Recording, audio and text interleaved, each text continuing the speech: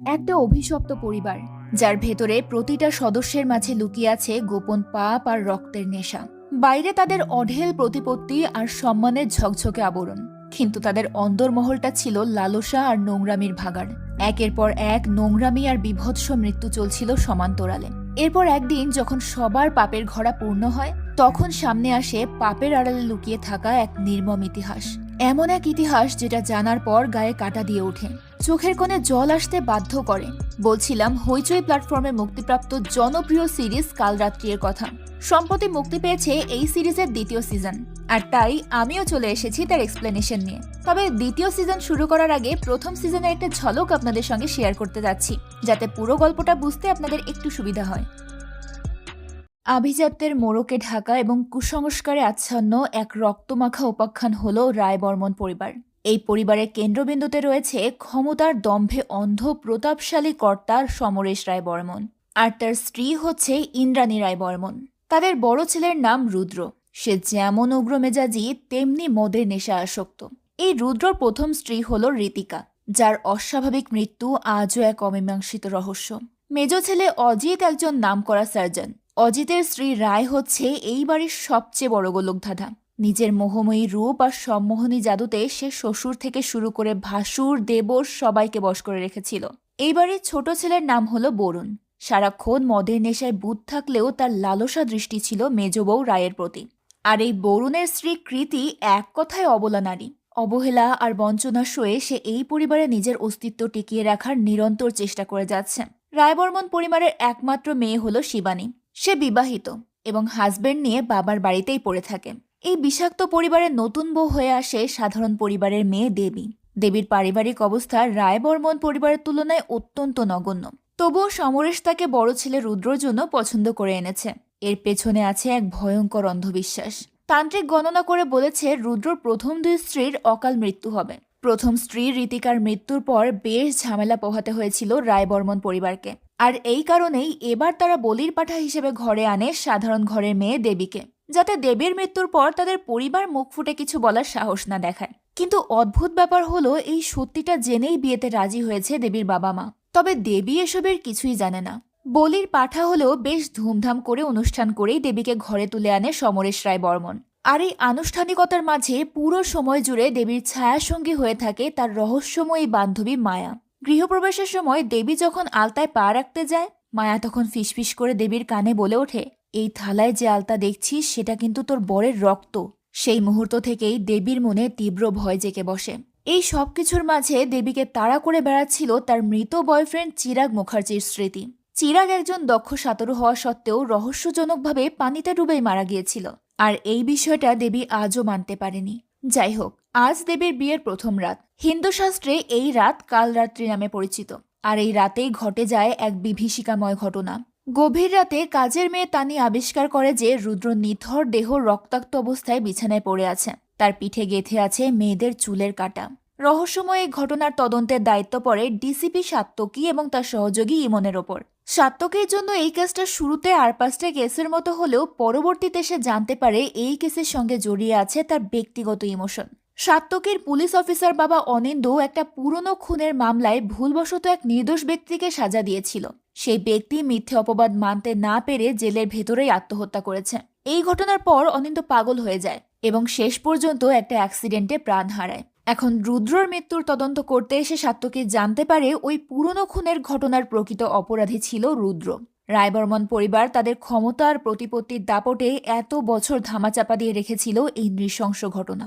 এদিকে দেবী রুদ্রর মৃত্যুর রহস্য জানার থেকে বেশি আগ্রহ দেখাচ্ছিল চিরাগের মৃত্যুর রহস্য জানার জন্য। রুদ্রর মৃত্যুর তদন্ত করতে আসলেও দেবী বারবার সাত্তকীকে চিরাগের কথা বলতে থাকে। সাত্তকী খোঁজ নিয়ে জানতে পারে চিরাগ যেদিন মারা যায় সেদিন দেবী পার্লারে যাওয়ার নাম করে রহস্যময়ভাবে 2 ঘন্টার জন্য নিখোঁজ ছিল। অদ্ভুত রায়বর্মন পরিবারের মতো দেবীর জীবনটাও বেশ ঘোলাটে। ছোটবেলার কোনো স্মৃতি মনে নেই দেবীর, তবে মাঝে মাঝে কিছু ভয়ানক ঘটনার আবছা স্মৃতি ভেসে ওঠে দেবীর মস্তিষ্কে। কিন্তু কার স্মৃতি, কিসের স্মৃতি, কিছুই জানে না দেবী। দেবীর বাবা মাকে নিয়েও রয়েছে এক বিশাল রহস্য। দেবী যাদেরকে বাবা মা বলে জানে তারা আসলেই কি দেবীর বাবা মা কিনা, এটা নিয়েও সন্দেহ আছে। কারণ যদি তারা সত্যিকারের দেবীর জন্মদাতা পিতামাতা হয়ে থাকতো তাহলে নিশ্চয়ই জেনে শুনে দেবীকে মৃত্যুর মুখে ঠেলে দিত না। তো যাই হোক, রুদ্রর মৃত্যুর ঘটনা তদন্ত করতে গিয়ে বেরিয়ে আসে যে রুদ্রর শরীরে গেঁথে থাকা চুলের কাঁটাটা আসলে মেজ বউ রায়ের। কিন্তু রুদ্র আর রায়ের মধ্যে ছিল কিছু গোপন অবৈধ সম্পর্ক। রায়ের জন্যই মৃত্যু হয়েছিল রুদ্রর প্রথম স্ত্রী ঋতিকার। ঋতিকা যখন তাদের গোপন সম্পর্ক সম্পর্কে জেনে গিয়েছিল তখন তার মুখ বন্ধ করে দেয় রুদ্র নিজেই। সে নিজ হাতে খুন করেছিল ঋতিকাকে। আর তারপর তার প্রভাবশালী বাবা সমরেশ এই বিষয়টাকে দুর্ঘটনা বলে চালিয়ে দিয়েছিল। এদিকে সাত্যকে খেয়াল করে রুদ্রকে একদম নিখুঁতভাবে সঠিক জায়গায় আঘাত করে হত্যা করা হয়েছে।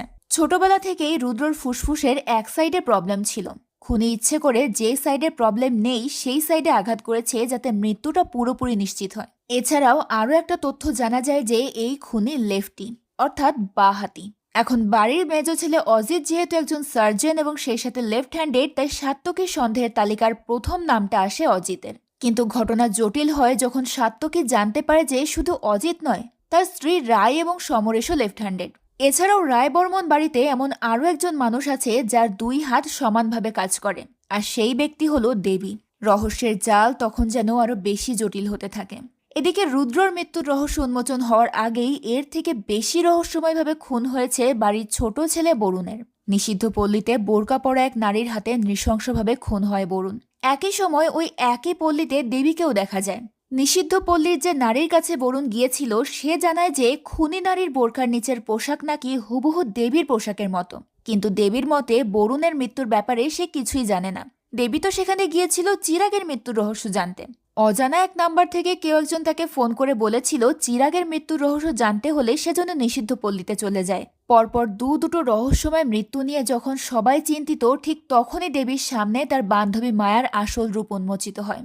শৈশবে মায়ার উপর তার এক গৃহশিক্ষক পৈশাচিক শারীরিক নির্যাতন চালিয়েছিল। সেই ভয়ঙ্কর ট্রমা মায়াকে চিরতরে পুরুষ বিদ্বেষী করে তুলেছে। তাই সে চায় না দেবীর জীবনে কোনো পুরুষ আসুক। সে চায় না দেবী তার কাছ থেকে দূরে সরে গিয়ে কোনো পুরুষের সঙ্গে সংসার করুক। তাই দেবীর জীবনে আসা প্রতিটি পুরুষকে, অর্থাৎ চিরাগ এবং রুদ্রকে সে নিজেই হত্যা করেছে। কিন্তু বরুণের কি অপরাধ? মায়া তাকে কেন হত্যা করল? এর উত্তর দেবীর জানা নেই। তবে সকলের সন্দেহ এখন দেবীর দিকে, কারণ রুদ্রর খুনির বৈশিষ্ট্য আর বরুণের খুনির পোশাক দুটোই দেবীর সঙ্গে মিলে যাচ্ছে। মায়া জানায় শুধু রুদ্র আর বরুণের মৃত্যুর মধ্য দিয়েই মরণ খেলা শেষ হবে না, একে একে রায়বর্মন বাড়ির আরও 4 জনের মৃত্যু হবে। আর এই পুরো ব্যাপারটা সামলাতে হবে দেবীকেই। দেবী বুঝতে পারে সে এমন এক রহস্যের মায়াজালে আটকে পড়েছে যেখান থেকে ফেরার কোনো পথ নেই। তো এতটুকুই ছিল কাল রাত্রি সিজন 1 এর গল্প। আমাদের চ্যানেলে কাল রাত্রি সিজন 1 এর ডিটেলস এক্সপ্লেনেশন দেওয়া আছে। সেই ভিডিওর লিঙ্ক কমেন্ট বক্সে দেওয়া থাকবে। আপনারা চাইলে সিজন 2 এর এক্সপ্লেনেশন দেখার আগে সিজন 1 এর ডিটেলস এক্সপ্লেনেশনটাও দেখে আসতে পারেন। এতে আশা করি আপনারা এই গল্পটা আরো ভালোভাবে বুঝবেন এবং গল্পের প্রতি ইন্টারেস্টটা আপনাদের বাড়বে। তো এখন চলুন কথা না বাড়িয়ে সিজন 2 এর এক্সপ্লেনেশনে চলে যাই। শুরুতেই আমরা দেবীকে দেখতে পাই। মায়ের মুখ থেকে ওইসব কথা শুনে দেবী ভয় পেয়ে বাড়ি থেকে পালিয়ে এসেছে। সে একটা নদীর ঘাটে একা বসে আছে।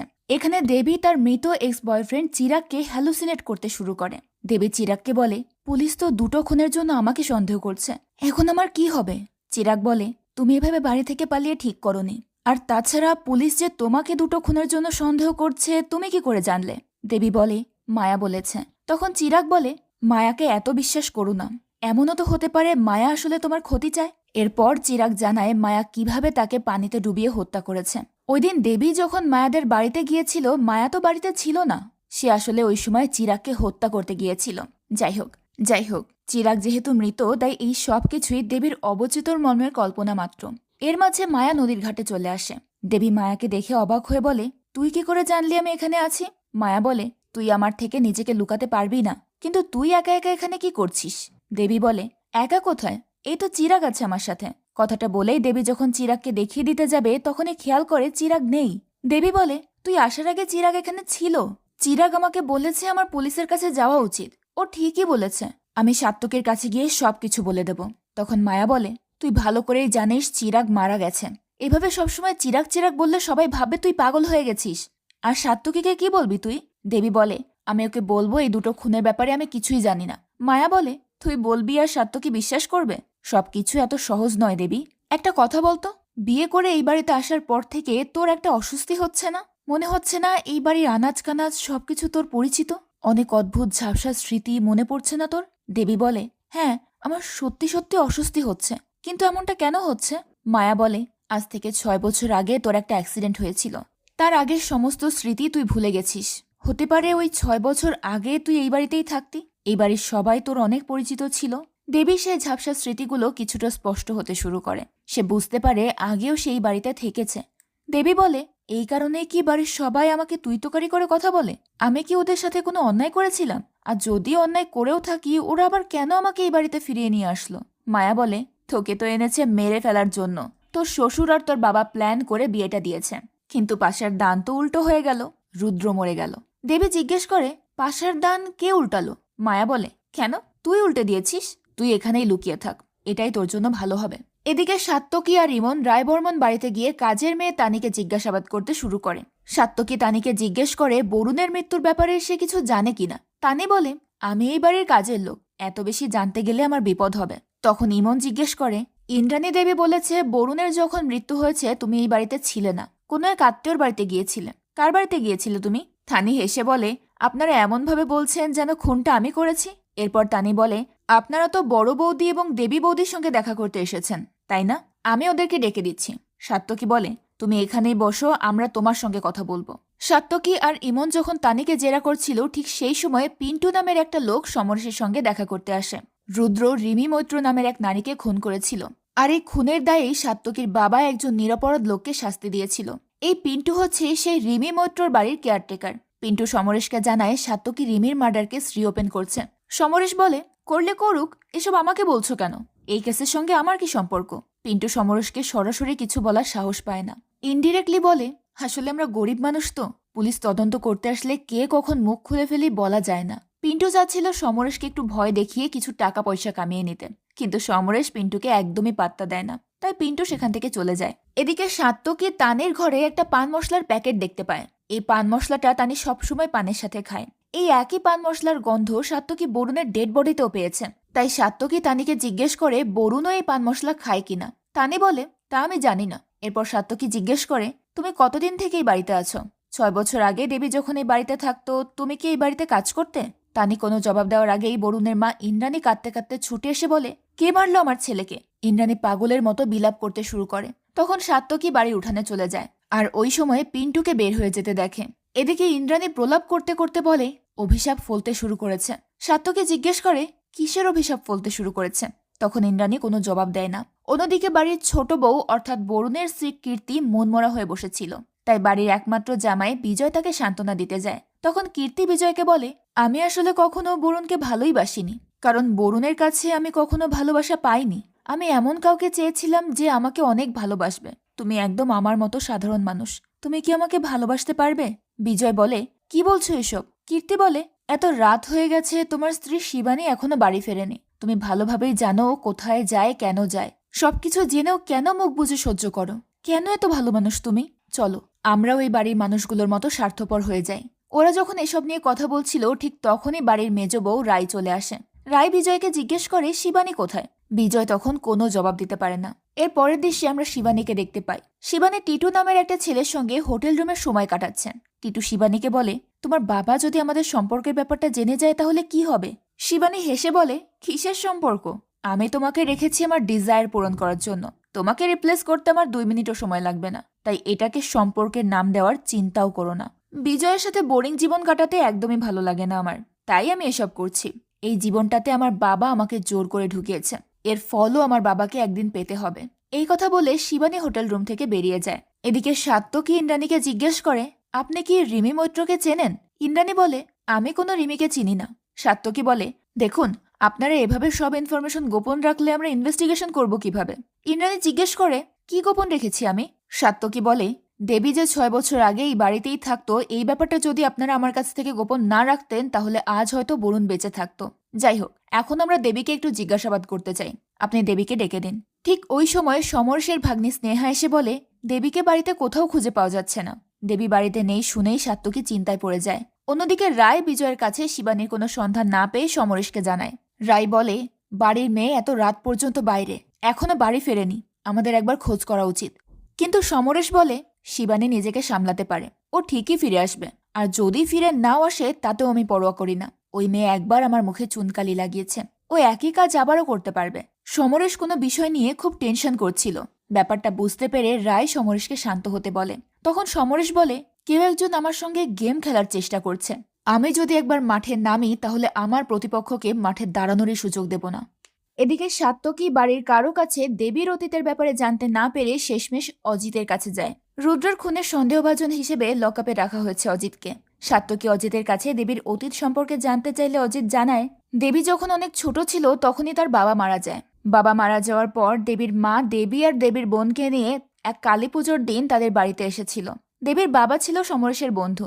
তো দেবীর বাবার মৃত্যুর পর যখন দেবীদের পুরো পরিবার আশ্রয়হীন হয়ে পড়ে তখন সমরেশ দেবীর পরিবারকে নিজের বাড়িতে আশ্রয় দেয়। তখন থেকেই দেবীরা রায়বর্মন বাড়িতেই থাকছিল। দেবী বর্তমানে যাদেরকে বাবা মা হিসেবে জানে এরা কেউই দেবীর আসল বাবা মা নয়। 6 বছর আগে দেবীর একটা অ্যাক্সিডেন্ট হয়েছিল। সেই অ্যাক্সিডেন্টে দেবী তার অতীতের সমস্ত স্মৃতি ভুলে যায়। এই ঘটনার পর সমরেশ দেবীকে তাদের পলাশপুরের অন্য একটা বাড়িতে পাঠিয়ে দেয়। বর্তমানে দেবী যাদেরকে মা বাবা নামে জানে তারা হলো পলাশপুরের বাড়ির কেয়ারটেকার। সাত্তকী জিজ্ঞেস করে, দেবীর আসল মা আর বোন কোথায় তাহলে? অজিত জানায়, দেবীর অ্যাক্সিডেন্টের অনেক আগেই দেবীর মা এবং বোন সুইসাইড করেছে। সাত্তকী জিজ্ঞেস করে, দেবীর বাবার মৃত্যু কিভাবে হয়েছিল? অজিত বলে, সেও সুইসাইড করেছিল। সাত্তকীর মনে তখন একটু খটকা লাগে যে একটা পরিবারের সবাই কেন সুইসাইড করবে। সাত্তকী আরো কিছু জিজ্ঞেস করতেই যাবে তখনই ইমনের কল আসে। ইমন জানায়, রিমি মৈত্রর বাড়ির কেয়ারটেকার পিন্টুর ডেড বডি নদীর ধারে পাওয়া গেছে। সাত্তকী তখন অনেক অবাক হয়। আজ সন্ধ্যায় সে রায়বর্মন বাড়িতে পিন্টুকে দেখেছে, আর আজই তার ডেড বডি পাওয়া গেল। ইমন সাত্তকীকে তাড়াতাড়ি নদীর ঘাটে যেতে বলে। এদিকে দেবী পাগলের মতো সাত্তকীর অফিস খুঁজে বেড়াচ্ছে। রাস্তায় যাকে পাচ্ছে তাকেই জিজ্ঞেস করছে সাত্তকীর অফিস কোথায়। ওই সময় মায়া দেবীর সামনে চলে আসে। মায়া অনেক রাগ করে বলে, তোকে না বললাম নৌকাতেই বসে থাকতে, তুই চলে আসলি কেন? দেবী কাঁদতে কাঁদতে বলে, আমি দেখেছি। মায়া জিজ্ঞেস করে, কি দেখেছিস? দেবী মায়াকে কিছু বলতেই যাবে তখনই দেবীর মনে পড়ে যায় চিরাগ তাকে বলেছে মায়াকে যেন অন্ধের মতো বিশ্বাস না করে, তাকে যেন সব কথা না বলে। তাই দেবী মায়াকে এবার কিছুই বলে না। দেবী বলে, আমার যা বলার আমি শুধু সাত্তকীকেই বলবো। মায়া বলে, আমি না তোর ছোটবেলার বন্ধু, হঠাৎ করে আমার থেকে সাত্তকী তোর বেশি আপন হয়ে গেল? ঠিক আছে, তোর যা ইচ্ছে কর। এই বলে মায়া তখন রাগ করে সেখান থেকে চলে যায়। অন্যদিকে রায় সমরেশকে বলে, আজ পর্যন্ত আমি তোমার কোনো সিদ্ধান্তে প্রশ্ন তুলিনি, কিন্তু আজ জানতে ইচ্ছে করছে দেবীকে এই বাড়িতে ফিরিয়ে নিয়ে আসাটা কি খুব বেশি প্রয়োজন ছিল? সমরেশ বলে, জীবনটা দাবা খেলার মতো, শুরুতেই প্রতিপক্ষের গুটি খাওয়ার জন্য তাড়াহুড়ো করা যাবে না। ধৈর্য ধরে খেলাটা জটিল করতে হবে। প্রতিপক্ষকে চিন্তা করার সুযোগ দিতে হবে। প্রতিপক্ষ যত সময় পাবে ততই কনফিউজড হবে, আর যত কনফিউজড হবে তত বেশি ভুল করবে। সমরেশের কথা শেষ হওয়ার আগেই সেখানে শিবানী উপস্থিত হয়। সমরেশ তাকে জিজ্ঞেস করে, এত রাত পর্যন্ত কোথায় ছিলে? বরুণ যে আজ মারা গেছে তার কোনো খোঁজ আছে তোমার? শিবানী বলে, জানতাম না, বাড়ি ফেরার পর জানতে পেরেছি। সমরেশ রেগে গিয়ে বলে, পুলিশ যদি জিজ্ঞেস করে বরুণের খুনের সময় তুমি কোথায় ছিলে, কি জবাব দেবে? শিবানী তখন কোনো জবাব দিতে পারে না। তখন সমরেশ বলে, তোমাকে সাবধান করে দিচ্ছি, তুমি যদি মনে করে থাকো তুমি বারবার ভুল করবে আর আমি তোমাকে বাঁচবার সুযোগ দেব, তাহলে এটা তোমার ভুল ধারণা। শিবানী বলে, 6 বছর আগে তুমি আমাকে কিভাবে বাঁচিয়েছিলে সেটা আমার খুব ভালো করেই জানা আছে। রাস্তা থেকে কুড়িয়ে পাওয়া ওই বিজয়ের সাথে আমাকে বিয়ে দিয়ে দিয়েছ। সমরেশ তখন রেগে গিয়ে বলে, ওই সময় তুমি যে পরিস্থিতি সৃষ্টি করেছিলে তাতে বিজয়ের থেকে ভালো ছেলে পাওয়া সম্ভব ছিল না। বিজয়ের মতো ছেলেকে স্বামী হিসেবে পাওয়াটা তোমার সৌভাগ্য ছিল। শিবানী বলে, 6 বছর আগে বিজয়ের সঙ্গে আমার বিয়ে দিয়ে তুমি অনেক বড় একটা ভুল করেছিলে, আর 6 বছর পর এখন আমরা যে বিপদে পড়েছি এটাও তোমারই করা আরেকটা ভুল। আর সেই ভুলটা হচ্ছে দেবীকে এই বাড়িতে ফিরিয়ে নিয়ে আসা। এদিকে দেবী খুঁজতে খুঁজতে শেষ পর্যন্ত থানা পৌঁছে যায়। দেবী সাত্তকীকে বলে, আমি ঘাটে একটা লোককে খুন হতে দেখেছি। সাত্তকী তখন বুঝে যায় দেবী মূলত পিন্টুর খুনের ঘটনাই নিজের চোখে দেখেছে। তাই সাত্তকী দেবীকে সঙ্গে নিয়ে ঘাটের উদ্দেশ্যে রওনা হয়। যেতে যেতে দেবী সাত্তকীকে বলতে থাকে কি কি দেখেছে সে। দেবী জানায়, পিন্টু ঘাটে বসে বিড়বিড় করে কিছু একটা বলছিল। সে বলছিল সমরেশ রায় বর্মন কাজটা ঠিক করেনি। ওই সময় পেছন থেকে একটা লোক এসে পিন্টুকে জিজ্ঞেস করে কোন কাজটা ঠিক করেনি সমরেশ। পিন্টু তখন বিরক্ত হয়ে বলে, সেটা তোমার জানার প্রয়োজন নেই। এর কিছুক্ষণ পরেই লোকটা পেছন থেকে পিন্টুর গলা চেপে ধরে তাকে মেরে ফেলে। সাত্তকী দেবীকে জিজ্ঞেস করে খুনিকে সে চেনে কিনা। দেবী বলে, আমি লোকটাকে চিনি কিন্তু নাম জানি না, দেখলে অবশ্যই চিনতে পারবো। সাত্তকী জিজ্ঞেস করে, লোকটাকে কিভাবে চেনেন আপনি? দেবী জানায়, 2 বছর আগে যেদিন চিরাগের মৃত্যু হয়েছিল ওই দিন দেবী লোকটাকে দেখেছিল। ওই লোকটাই চিরাগের ডেড বডি পানি থেকে উপরে তুলেছিল। সেই সময় লোকটা বলেছিল সে গোসল করার জন্য পুকুরে নেমেছে, আর তখনই চিরাগের ডেড বডিটা দেখতে পেয়েছে। ইমন আর সাত্তকী তখন দুজনেই চিন্তায় পড়ে যায় যে নাম ঠিকানা ছাড়া একটা লোককে তারা কিভাবে খুঁজে বের করবে। তখন দেবী জানায় লোকটার হাতে একটা ত্রিশূলের ট্যাটু আঁকা আছে। সাত্তকী বলে, ঠিক আছে, আমরা দেখছি কি করা যায়। যেহেতু অনেক রাত হয়ে গেছে তাই সাত্তকী ইমনকে বলে দেবীকে বাড়িতে পৌঁছে দিয়ে সেও যেন বাড়ি ফিরে যায়। এরপর সাত্তকী দেবীকে বলে, কাল সকালে আপনার সঙ্গে আমার একটু কথা আছে। 6 বছর আগে আপনি যে রায়বর্মন বাড়িতে থাকতেন এটা আমাকে আগে কেন বলেননি? এই ব্যাপারে আমরা কালকে কথা বলবো। দেবী বলে, সেটা তো আমি নিজেও জানতাম না। অ্যাক্সিডেন্টের কারণে 6 বছর আগের সমস্ত স্মৃতি আমি ভুলে গেছি। আজই মায়া আমাকে বলল আমি নাকি 6 বছর আগে রায়বর্মন বাড়িতে থাকতাম। এই কথা শুনে ইমন অবাক হয়ে বলে, আমি যখন মায়ের বাবা মার সঙ্গে কথা বলতে গিয়েছিলাম তারা তো আমাকে বলেছিল মায়ের সঙ্গে আপনার পরিচয় 6 বছরের। তার আগে তো আপনাদের কোনো পরিচয় ছিল না।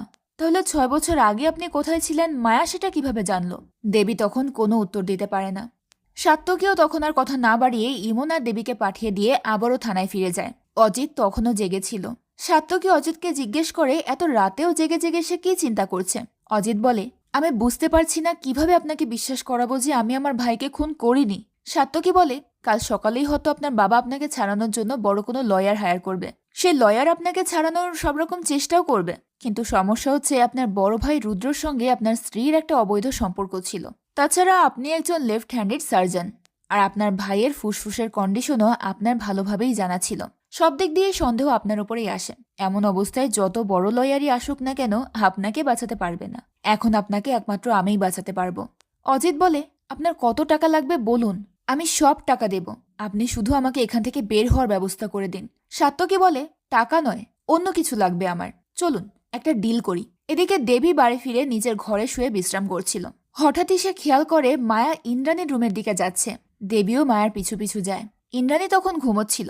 মায়া সরাসরি ইন্দ্রাণীর রুমে ঢুকে একটা বালিশ দিয়ে ইন্দ্রাণীর মুখ চেপে ধরে। এটা দেখে দেবী চিৎকার করে ওঠে। তাই মায়া ইন্দ্রাণীকে ছেড়ে রুম থেকে বের হয়ে যায়। দেবীও মায়ের পেছন পেছন ছুটতে শুরু করে। ওই সময় কাজের মেয়ে তানি দেবীর চিৎকার শুনে উপরে উঠে আসে। দেবী যখন মায়ের পেছনে ছুটছিল তখনই তানির সঙ্গে দেবীর ধাক্কা লাগে। ওপরতলা থেকে আবার কীর্তি এই দৃশ্যটা দেখে, কিন্তু সে কোনো রকম কথা বলে না। এর পরের দৃশ্যে আমরা কয়েক বছর আগের ঘটনা দেখতে পাই। দেবী তখন রায়বর্মন বাড়িতে ছিল। এখানে আমরা উমা নামের একটা মেয়েকে দেখতে পাই। ওই সময় রুদ্রর সঙ্গে উমার সম্পর্ক ছিল। উমা প্রেগনেন্ট হয়ে গেলে রুদ্র অনাগত সন্তানের দায় নিতে অস্বীকার করে।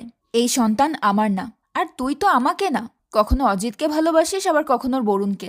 উমা চিৎকার করে বলে ওঠে, একদম না, আমি শুধু তোমাকে ভালোবাসি। তোমার ছোট দুই ভাইয়ের সাথে আমার কোনো সম্পর্ক নেই, বরং ওরা সবসময় আমাকে বিরক্ত করে। রুদ্র বিরক্ত হয়ে বলে, এভাবে ঘ্যান ঘ্যান করা বন্ধ কর। একটা কথা মাথায় রাখ, তোর পেটে যেটা আছে সেটার দায়িত্ব আমি নিতে পারবো না। উমা বলে, কিন্তু তুমি তো বলেছিলে তুমি আমাকে ভালোবাসো, তুমি আমাকে বিয়ে করবে। রুদ্র হেসে বলে, রায়বর্মনরা এরকম কথা অনেককেই বলে, তার মানে এই নয় যে আমরা তোদের মতো রক্ষিতাদের বিয়ে করে সংসার করব। উমা অবাক হয়ে বলে, আমি রক্ষিতা? রুদ্র বলে, অবশ্যই তুই আমার রক্ষিতা, আর তোর মা আমার বাবার রক্ষিতা। এই কথা বলাতে উমা রেগে গিয়ে রুদ্রর গালে একটা থাপ্পড় মারে। সাথে সাথে রুদ্রও রেগে গিয়ে উমাকে অনেক জোরে আঘাত করে। দরজার আড়াল থেকে এই দৃশ্যগুলো দেখতে পায় দেবী। এসব দেখে দেবী ভয়ে চিৎকার করে ওঠে। এদিকে প্রেজেন্ট টাইমেও চিৎকার করে ঘুম থেকে উঠে পড়ে দেবী। উমা আর রুদ্রর এই ঘটনাগুলো এতক্ষণ দেবী স্বপ্নে দেখছিল। অন্যদিকে সকাল হতেই ইমন কেসের ব্যাপার ডিসকাস করতে সাত্তকীর বাড়িতে চলে যায়। সাত্তকী ইমনকে জানায় যে দেবীর একজন বড় বোন ছিল যার নাম উমা। সে সুইসাইড করেছে। এখন সে কেন সুইসাইড করেছে এটাই আমাদেরকে খুঁজে বের করতে হবে। ইমন অবাক হয়ে জিজ্ঞেস করে, আপনি এসব কথা জানলেন কিভাবে? সাত্তকী বলে, অজিতের সাথে আমার ডিল হয়েছে, আর সেই এই সমস্ত ইনফরমেশন আমাকে দিয়েছে। ইমন জিজ্ঞেস করে, ডিল মানে? এর বদলে ওকে কিছু দিতে হবে নাকি? সাত্তকী জানায় ইনফরমেশনের বদলে অজিতকে জেল থেকে ছেড়ে দিতে হবে। ইমন বলে, ওকে ছেড়ে দেওয়াটা কি উচিত হবে? সাত্তকী বলে, খুনি এখনো বাইরে ঘুরে বেড়াচ্ছে, খুব শীঘ্রই হয়তো আরেকটা খুন হবে, তার আগেই আমাদেরকে খুনিকে ধরে ফেলতে হবে, আর এর জন্য যা যা করার দরকার সবই আমাদেরকে করতে হবে। ইমন জিজ্ঞেস করে, কাল তানিকে কেন জিজ্ঞেস করলেন যে বরুণ পান মশলা খায় কিনা? সাত্তকী বলে, বরুণের ডেড বডির মুখে পান মশলার গন্ধ ছিল, কিন্তু বরুণের কাছে পান মশলার কোনো প্যাকেট বা কৌটা ছিল না। হতে পারে তানির সঙ্গে বরুণের ঘনিষ্ঠতা ছিল। তখন ইমন বলে, সেদিন নিষিদ্ধ পল্লীতে দেবী যে ড্রেসটা পরে গিয়েছিল ঠিক একই ড্রেস আমি কালকে তানির গায়েও দেখেছিলাম। বরুণ যখন খুন হয় তানি তখন কোথায় ছিল সেটা কেউ জানে না। ইমন তখন হিসাব করে দেখে বরুণের খুনের সাথে তানির কোনো না কোনো কানেকশন অবশ্যই আছে। তখন সাত্তকী ইমনকে বলে এখন ওরা তানিকে জিজ্ঞাসাবাদ করতে যাবে। এরপর ইমনকে পাঠাবে মায়ের বাড়িতে এটা জানতে যে দেবীর অ্যাক্সিডেন্টের আগের জীবনের কথা মায়া কতটুকু জানে। এদিকে সাত্তকী প্রথমে যাবে চিরাগের বডি উদ্ধার করা লোকটাকে খুঁজতে, আর তারপর যাবে রিমি মৈত্রর কেসের ইনভেস্টিগেশন করতে। এদিকে দেবী ঘুম ভাঙার পর তানি দেবীর ঘরে আসে। দেবী তানিকে বলে, আজ রাতে আমি একটা অদ্ভুত স্বপ্ন দেখেছি। আমি রুদ্রকে দেখেছি, কিন্তু এখনকার রুদ্রর মতো নয়, ও একটু অন্যরকম। আর তার সাথে উমা নামের একটা মেয়েকেও দেখেছি। উমা নামের ওই মেয়েটাকে আমার অনেক চেনা চেনা লাগছিল। আমার স্বপ্নে আমিও ছিলাম, তবে এখনকার মতো না, একটু অন্যরকম দেখতেছিলাম। দেবীকে থামিয়ে দিয়ে তানি বলে, স্বপ্নে তো মানুষ কত কিছুই দেখে। দেবী বলে, এটা কি আসলেই শুধু স্বপ্ন ছিল? এমনও তো হতে পারে যে এটা আমার ভুলে যাওয়া কিছু স্মৃতি। তানি তখন দেবীর কথার কোনো উত্তর না দিয়ে বলে, কালকে রাতের ঘটনা কিন্তু আমি কাউকে বলিনি। এমন সময় দেবীর রুমে কীর্তি চলে আসে। কীর্তি জিজ্ঞেস করে, কাল রাতের কোন ঘটনা কাউকে বলনি? তানি কীর্তির কথার জবাব না দিয়ে দ্রুত রুম থেকে বের হয়ে যায়। কীর্তি দেবীকে জিজ্ঞেস করে, তানি এভাবে পালালো কেন? দেবী বলে, আমি জানি না এই বাড়ির লোকেরা কখন কি করে। কীর্তি গত রাতের ঘটনা জানতে চায়। দেবী কোনো জবাব দেয় না। কীর্তি বলে, দেখো, আমি কিন্তু তোমারই দলের লোক, আমাকে বিশ্বাস করলে তুমি ঠকবে না। আর একদিকে ইন্দ্রাণী রায়কে ডেকে কটাক্ষ করে বলে, কাল রাতে তো লুকিয়ে লুকিয়ে আমার ঘরে এসেছিলাম, তাই আজ আমি নিজেই ডেকে আনলাম। রায় ইন্দ্রাণীর কথার অর্থ বুঝতে পারে না। তখন ইন্দ্রাণী বলে, কাল রাতে কেউ একজন আমাকে বালিশ চাপা দিয়ে মারতে চেয়েছিল। সেটা কে হতে পারে আমি খুব ভালো করেই জানি। রায় বলে, আপনি কি আমাকে সন্দেহ করছেন? ইন্দ্রাণী বলে, তুমি ছাড়া আর কে হতে পারে? রুদ্রকে মেরে আমাদের হসপিটালের দায়িত্ব তো দখল করেই নিয়েছ, এখন আমাকে মেরে এই বাড়ির চাবিটা দখল করে নেবে, তাই না? রায় বলে, আপনি আসলে পাগল হয়ে গেছেন, একটা ডাক্তার দেখিয়ে নিন। এরপর আমরা দেবী আর মায়াকে দেখতে পাই। দেবী মায়াকে বলে, তোর মধ্যে কি কোনো অপরাধ বোধ নেই? মায়া জিজ্ঞেস করে, কিসের অপরাধ বোধ? দেবী বলে, কেন, কাল রাতে কি করেছিস ভুলে গেছিস? নাকি বলবি কাল রাতে কিছুই হয়নি? এরপর দেবী বলে, তুই আমার বিয়ে উপলক্ষে আমার সঙ্গেই বাড়িতে এসেছিল তো? আমার বিয়ে তো একেবারে শেষ হয়ে গেছে, এবার তুই নিজের বাড়িতে চলে যা। মায়া বলে, আমি তো তোকে ছাড়া থাকতে পারবো না। দেবী বলে, তোকে যেতেই হবে, আমি তোর বাবা মাকে বলবে এসে যেন তোকে নিয়ে যায়। মায়া বলে, সবকিছু এত সহজ নয়, তুই বরং আজকের জন্য রেডি থাকিস, আজকে কিছু একটা ঘটবে, আজ আর তুই সেটা আটকাতে পারবি না। এই কথা শুনে দেবী প্রচণ্ড ভয় পেয়ে যায়। এরই মাঝে সাত্তকী এবং ইমন রায়বর্মন বাড়িতে চলে আসে। ওরা তানিকে বিভিন্নভাবে ভয় দেখায় সত্যিটা বলার জন্য। শেষ পর্যন্ত তানি সত্যিটা বলতে রাজি হয়। তানি জানায় বরুণের সঙ্গে তানির রিলেশন ছিল। তানি ভাবতো বরুণ সত্যি সত্যিই তাকে হয়তো ভালোবাসে। যেদিন বরুণের মৃত্যু হয়েছে সেদিন তানি কোনো আত্মীয়র বাড়িতে যায়নি, সে বরুণের সঙ্গেই দেখা করতে গিয়েছিল। আর তানি যে ড্রেসটা পরে গিয়েছিল, অর্থাৎ দেবীর মতো যে ড্রেসটা, সেটা বরুণের পছন্দের ড্রেস ছিল। তাই তানি সবসময় ওই ড্রেস পরেই বরুণের সঙ্গে দেখা করতে যেত। ওই দিন তানি বেশ আনন্দের সঙ্গে বরুণকে বলেছিল সে প্রেগনেন্ট। তানি ভেবেছিল বরুণ এতে খুশি হয়ে তাকে বিয়ে করে সামাজিক মর্যাদা দেবে, কিন্তু এই কথা শুনতেই বরুণ প্রচণ্ড রেগে যায়। সে তানির দিকে কিছু টাকা ছুড়ে দিয়ে বলে কোনো ক্লিনিকে গিয়ে অ্যাবর্শন করিয়ে নিতে। তাই বাধ্য হয়ে তানি সেদিন বরুণের কথা মতো অ্যাবর্শন করিয়ে বাড়ি ফিরেছিল। ইমন জিজ্ঞেস করে, এত সহজে অ্যাবর্শনের জন্য রাজি হলে কিভাবে? তানি বলে, অনাগত সন্তানকে বাঁচানোর থেকে আমার নিজের জীবন বাঁচানোটা বেশি দরকার বলে মনে হয়েছিল। এই বাড়িতে অ্যাবর্শন করানোর জন্য রাজি না হয় একজনকে জীবন দিতে হয়েছিল। ইমন জিজ্ঞেস করে, কে সে? কিন্তু তানি কোনো উত্তর দেয় না। সেখান থেকে বের হয়ে সাত্তকী ইমনকে বলে, তানি যে মেয়েটার কথা বলল সে হয়তো দেবীর বোন উমা। ইমন বলে, উমার ব্যাপারে কি দেবীকে একবার জিজ্ঞেস করবেন? সাত্তকী বলে, জিজ্ঞেস করে কোনো লাভ হবে না, দেবী বলবে আমার কিছু মনে নেই। এখন দেখার বিষয় সত্যিই কি দেবীর কিছু মনে নেই, নাকি সে ভুলে যাওয়ার অভিনয় করছে। এরপর সাত্তকী ইমনকে মায়ের বাড়িতে পাঠিয়ে দিয়ে নিজে যায় চিরাগের বডি উদ্ধার করিয়ে ওই লোকটাকে খুঁজতে। লোকাল থানার ফাইলে ওই লোকটার বাড়ির অ্যাড্রেস লেখা ছিল। সাত্তকী ওই অ্যাড্রেসে গিয়ে দেখে বিশাল একটা ফাঁকা মাঠ ছাড়া কিছুই নেই সেখানে। সাত্তকী লোকাল থানার পুলিশের সঙ্গে রাগারাগি করে এরকম একটা ভুল ঠিকানা লিখে রাখার জন্য। লোকাল থানার পুলিশ বলে, আমরা তো ভাবিনি যে বডি উদ্ধারকারী লোকটা এরকম ভুল ঠিকানা দিতে পারে। সাত্তকী বলে, ভুল দিয়েছে কারণ সে বডি উদ্ধার করেনি, বরং সেই হত্যা করেছে চিরাগকে। এদিকে স্নেহা দেবীর সঙ্গে কথা বলার জন্য দেবীর রুমে যায়। স্নেহা জিজ্ঞেস করে, কাল রাতে কোথায় ছিল দেবী? দেবী সেই প্রশ্নের উত্তর না দিয়ে বলে, তুমি কি আমার কাছ থেকে কিছু গোপন করেছ? সেদিন নিষিদ্ধ পল্লীতে বরুণ খুন হয়েছে তুমি সবার আগে কিভাবে জানলে? স্নেহা কথার জবাব না দিয়ে বলে, তোমার মা আর তোমার বোনের কথা মনে পড়ে না তোমার? আর স্যারের কথাও ভুলে গেছো তুমি? দেবী কিছুই মনে করতে পারে না। অন্যদিকে সমরেশের লয়ার অজিতকে জেল থেকে ছাড়িয়ে নিয়ে আসে। লয়ার নিজেই সমরেশকে বলে, ওকে ছাড়াতে আমার কোনো কষ্ট হয়নি, কেন যেন মনে হচ্ছিল পুলিশ নিজেই চাচ্ছিল ওর বেল হোক। সমরেশ বুঝতে পারে অজিত পুলিশের সঙ্গে ডিল করেছে, তাই লয়ার চলে যাওয়ার পর সে অজিতকে জিজ্ঞেস করে, পুলিশের সাথে কি ডিল করেছ? অজিত বলে, সাত্তকীর কাছে আমার বিরুদ্ধে স্ট্রং এভিডেন্স আছে, তাই নিজেকে বাঁচানোর জন্য আমি ডিল করেছি। আমি শুধু এতটুকুই বলেছি যে ওরা দেবীর আসল বাবা মা নয়, আর 6 বছর আগে দেবী আমাদের বাড়িতেই থাকতো। এসব শুনে সমরেশ বিড়বিড় করে বলে, সাত্তকী খুব বাড়াবাড়ি করছে, আমার ছেলেকে ভয় দেখিয়ে কথা বের করে নিচ্ছে, ওর একটা ব্যবস্থা করতেই হবে। এদিকে সাত্তকী চিরাগের খুনির সন্ধান না পেয়ে রিমির কেসে ইনভেস্টিগেশন করতে চলে যায়। সে বক্সি নামের একটা লোকের সঙ্গে দেখা করে। এই বক্সি হলো রিমির প্রতিবেশী। সাত্তকী বক্সিকে জানায় কাল রাতে কেয়ারটেকার পিন্টুর খুন হয়েছে, আর খুনির ডান হাতে একটা ত্রিশূলের ট্যাটু করা আছে। ত্রিশূলের ট্যাটুর কথা শুনতেই বক্সি চমকে ওঠে। সে বলে, 10 বছর আগে যখন রিমি মত্র খুন হয় সেই দিনও রিমির বাড়ি থেকে একজনকে বের হতে দেখেছিলাম আমি, তার হাতেও ত্রিশূলের ট্যাটু ছিল। বক্সি আরও জানায় যে ওই দিন ওই ট্যাটুওয়ালা ব্যক্তি কেক ডেলিভারি ম্যান সেজে রিমির বাড়িতে গিয়েছিল। সেই রিমির গলা কেটে তাকে খুন করে পালিয়েছে। সেই সাথে বক্সি আরও বলে যে সাত্তকীর বাবা অনিন্দ প্রথমে ভুল করে ভুল মানুষকে শাস্তি দিলেও পরবর্তীতে সব সত্যিটা জানতে পেরেছিল, আর সেই দিনই অনিন্দর বাবারও অ্যাক্সিডেন্ট হয়। ওই দিন রায়বর্মন বাড়ির সামনে অনিন্দর সঙ্গে দেখা হয়েছিল বক্সির। এদিকে দেবী সত্যি সত্যি মায়ের বাবা মাকে ডেকে আনে মায়াকে ফিরিয়ে নিয়ে যাওয়ার জন্য। দেবী ওদের কাছে রিকোয়েস্ট করে যেন এখন ওরা মায়াকে এখান থেকে নিয়ে যায়, কিন্তু মায়ের বাবা মা দেবীকে এমন কিছু একটা বলে যাতে দেবী অনেক চিন্তিত হয়ে পড়ে। ওরা চলে যাওয়ার পর দেবী তানিকে জিজ্ঞেস করে কাল রাতে যখন তার সঙ্গে তানির ধাক্কা লেগেছিল সে মায়াকে দেখেছিল কিনা। তানি তখন জানায় সে আর কাউকে দেখেনি। অন্যদিকে সমরেশের সঙ্গে কথা বলা শেষ করে অজিত নিজের ঘরে চলে যায়। রায় তখন হসপিটালে যাওয়ার জন্য রেডি হচ্ছিল। রায়বর্মনদের হসপিটাল এখন রায়ের দায়িত্বে। অজিত রায়কে জিজ্ঞেস করে, আমার বিছানায় রক্তমাখা প্যান্ট আর হসপিটালে রক্তমাখা অ্যাপ্রন কে রেখেছিল? রায় বলে, তুমি আমাকে কেন সন্দেহ করছো? এসব করে আমার কি লাভ? অজিত বলে, এসব করা তোমার জন্য সব থেকে সহজ, আর লাভও তোমারই বেশি।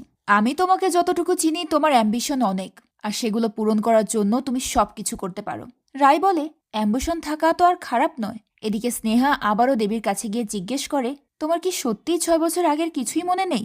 দেবী জবাব না দিয়ে বলে, তুমি কি উমাকে চেনো? স্নেহা জিজ্ঞেস করে, উমাকে কিভাবে চিনলে তুমি? দেবী বলে, আমি স্বপ্নে দেখেছি। দেবী তার স্বপ্নের কথা স্নেহাকে জানায়। সব শুনে স্নেহা বলে, তুমি কোনো স্বপ্ন দেখোনি, তুমি যা দেখেছো সেটা তোমার ভুলে যাওয়া স্মৃতি। তোমার বয়স তখন 7 বছর ছিল। তখন তুমি, উমা দিদি আর বন্দনা মাসি এই বাড়িতে এসেছিলেন। দেবী অবাক হয়ে জিজ্ঞেস করে, আমার মায়ের নাম বন্দনা? স্নেহা জানায় ওরা এই বাড়িতে আসায় ইন্দ্রাণী একদম খুশি ছিল না। ইন্দ্রাণী সবসময় দেবীর মাকে গালাগাল করত আর তাদেরকে বাড়ি থেকে বেরিয়ে যেতে বলতো, কিন্তু দেবীর মা সব সময় অসহায়ের মতো আকুতি মিনতি করে বলতো, আমাদের যাওয়ার তো কোনো জায়গা নেই। একদিন উমা ইন্দ্রাণীর মুখের উপর বলে, আমরা এখানে নিজের ইচ্ছায় আসিনি, সমরেশ জেঠু আমাদেরকে নিয়ে এসেছেন। সেদিন ইন্দ্রাণী আরো বেশি রাগারাগি করে বলেছিল, তোরা জানিস না সমরেশ তোদেরকে কেন নিয়ে এসেছে? জেনে শুনেও কেন এসেছিস? স্নেহা আরো কিছু বলতেই যাবে তার আগে তানি এসে স্নেহাকে থামিয়ে দেয়। তানি জানায় ইন্দ্রাণী স্নেহাকে ডাকছে, তাই স্নেহা সেখান থেকে চলে যায়। এরপর আমরা শিবানীকে দেখতে পাই। শিবানী আজ আবারও তার বয়ফ্রেন্ড টিটুর সঙ্গে দেখা করতে হোটেলে এসেছে। শিবানী টিটুর জন্য অপেক্ষা করছিল। টিটুকে কল করলে টিটু জানায় সে একটা জরুরি কাজে আটকা পড়ে গেছে, তাই যেতে একটু দেরি হবে। কিন্তু টিটুর কথা শেষ হতেই শিবানীর রুমের কলিং বেল বেজে ওঠে। শিবানী ভাবে টিটু হয়তো তার সঙ্গে মজা করছে, তাই সে দরজাটা খুলে দেয়। কিন্তু দরজা খুলতেই বোরকা পরা কেউ একজন জোর করে রুমের ভেতর ঢুকে পড়ে। অন্যদিকে ইমন সাত্তকীকে কল করে জানায় যে মায়ের ব্যাপারে অদ্ভুত একটা ইনফরমেশন পেয়েছে তারা। ফোনে এত কিছু বলা যাবে না, তাই ইমন সাত্তকীকে সামনাসামনি দেখা করতে বলে। সাত্তকী তখন একটা জায়গায় ডাকে ইমনকে, কিন্তু সাত্তকীর সঙ্গে কথা শেষ হতেই টিটু ইমনের গাড়ির সামনে এসে দাঁড়ায়। সে একটা পিস্তল বের করে ইমনের বুকে কয়েকটা গুলি করে দেয়। ফোনের অপর প্রান্ত থেকে গুলির আওয়াজ শুনতে পায় সাত্তকী। সাথে সাথেই সে ইমনকে উদ্ধার করার জন্য ফোর্স পাঠিয়ে দেয় আর নিজেও চলে যায় ঘটনাস্থলে। সাত্তকী সেখানে পৌঁছে গিয়ে দেখে ইমন জ্ঞান হারিয়ে ফেলেছেন। সে তাড়াতাড়ি করে ইমনকে হসপিটালে নিয়ে যায়। সিনিয়র অফিসার হসপিটালে এসে সাত্তকীকে জিজ্ঞেস করে, কিভাবে হলো এসব? সাত্তকী বলে, সম্ভবত কিলার বাইকে এসেছিল। ওই এরিয়ার সিসিটিভি ফুটেজ চেক করলেই আসল ঘটনা বের হবে। অফিসার তখন সাত্তকীর সঙ্গে রাগারাগি করে বলে, নিজের কলিগকে প্রোটেক্ট করতে পারো না, তুমি সাধারণ জনগণকে কিভাবে প্রোটেক্ট করবে? ওই সময় একজন জুনিয়র অফিসার এসে তাকে জানায় যে হোটেল রিভার সাইডে একটা ডেড বডি পাওয়া গেছে, আর ডেড বডিটা সমরেশ রায় বর্মনের মেয়ে শিবানীর। এই কথা শুনে সিনিয়র অফিসার সাত্তকীর উপর আরো বেশি রেগে যায়, কারণ রায়বর্মন বাড়ির কেসটা নিয়ে কাজ করছে সাত্তকী। আর এই অবস্থাতেও একটার পর একটা মার্ডার হয়েই যাচ্ছে, কিন্তু তারপরেও সাত্তকী কিছুই করতে পারছে না। এরই মাঝেই ইমনের অপারেশন শেষ হয়। ডক্টর জানায় গুলিগুলো বের করে নেওয়া হয়েছে, কিন্তু ইমনের অবস্থা অনেক ক্রিটিক্যাল। 72 ঘন্টার আগে কিছুই বলা যাবে না।